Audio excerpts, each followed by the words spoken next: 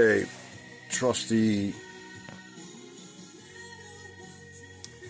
broken soldering iron with the tip gone. Couldn't get it out.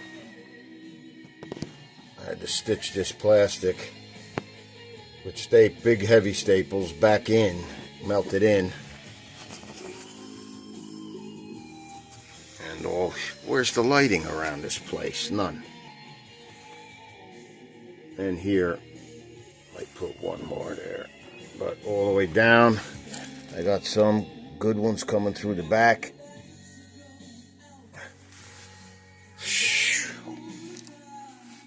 Something shot right through it while I was working on this shit box.